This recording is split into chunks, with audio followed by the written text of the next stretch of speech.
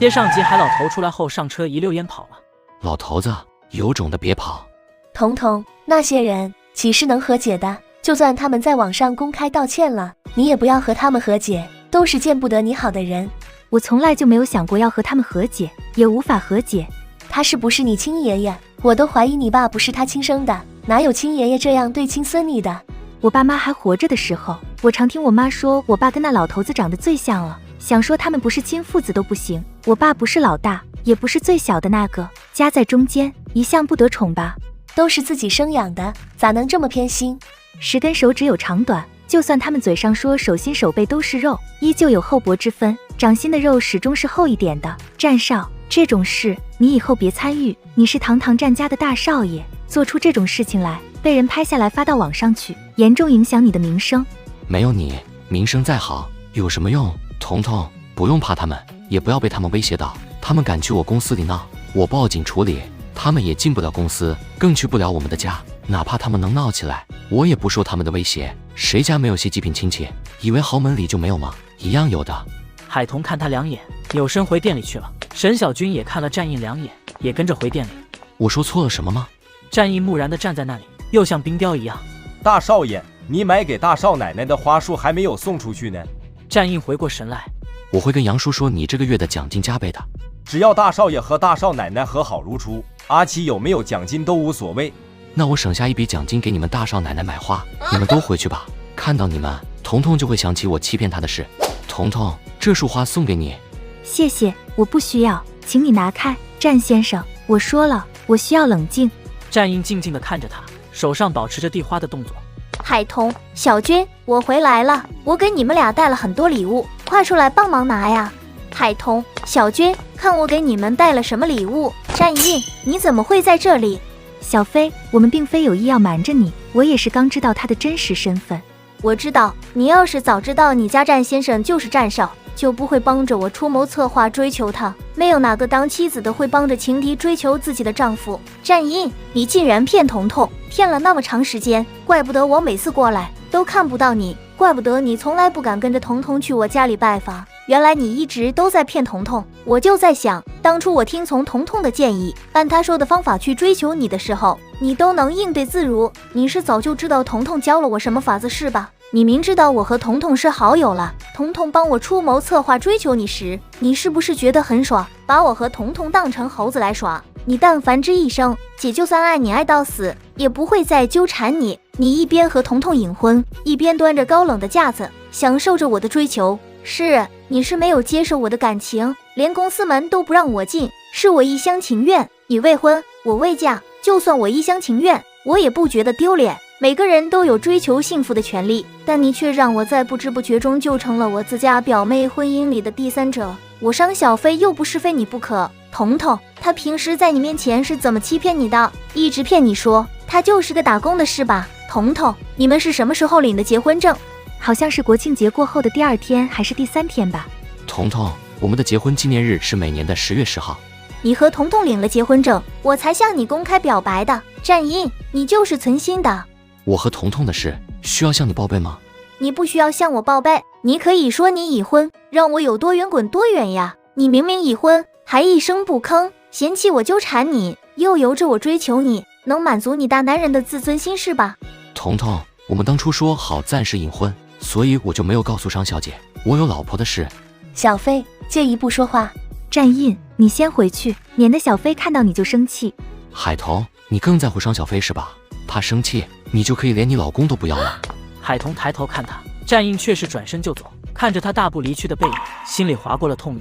沈小军和商小飞在外面说着什么，看到战印黑着一张脸从店里出来，看也不看两人一眼，径直走向他惯常坐的那辆劳斯莱斯，扬长而去。下一刻，两个女孩子扭身就跑回店里。彤彤，你受伤了？让我看看。偶尔会被剪刀剪伤很正常，就是剪了一刀，流了几滴血，没事的。还在往外渗血，伤口肯定很深，去医院包扎一下。不用了，我用了跌打万花油，那个有止血作用的，一会儿就能停止流血，多贴几贴止血贴就行。彤彤，去医院包扎一下吧，再打一下破伤风。不用，真没事，我常剪伤手的，以往都是这样处理，过几天就好了。你已经好几年没有被剪刀伤过了，战印对你说了什么，还是做了什么，让你差点把自己的手指都剪下来？与他无关，是我自己不小心捡到的。小飞，我和战印的事。彤彤，我又不怪你，你不必向我解释，也不必说道歉的话。我又不是第一天认识你，我只是生气，气战印两头蛮，把我们姐妹俩当猴子来耍。彤彤，我早就对战印死心了，从知道他结婚开始，我就死心了。一段时间不去纠缠他，不去想他，我现在心情平静很多。你别因为我影响你的决定，撇开战印欺骗你这一点来说，他是值得你托付终身的。当然，他把你骗得团团转的，我是不希望你太快就原谅他的，总要让他吃点苦头。这只是我的想法，你怎么想怎么做，我不干涉你。感觉血还没有止住，还是去医院包扎一下吧，看你脸色都变得有点苍白，我送你去医院。海童依旧拒绝，哪怕他手上的伤真的很痛。我是你姐，你得听我。怎么回来了？不是说最近都不回公司吗？看你脸色阴沉，该不会又和嫂夫人闹了矛盾吧？都说了，你这个臭脾气要改一改。商小飞旅游回来了，回来就回来呗，你还怕他知道后会对嫂夫人不利？我相信你能护着你的女人。他要是做出伤害海童的事情来，我还好处理，但他没有，他是生气，然后指责我不该骗了海童，指责我把他姐妹俩骗得团团转的。我和海童本来有一点缓解的了，他一出现，感觉我们俩又跌回到原点。海童还赶我走，我一时生气，就说了他一句，我怕我控制不住自己的脾气，会做出伤害他的事情，就赶紧逃了。你说了一句什么话？我就是问他是不是更在乎商小飞，因为商小飞连我都不要了，他总是这样把我放在别人的后面，我是把他放在第一位的，可我在他心里怕是连杨洋都比不上，杨洋就算了，是他外甥，商小飞都比我重要。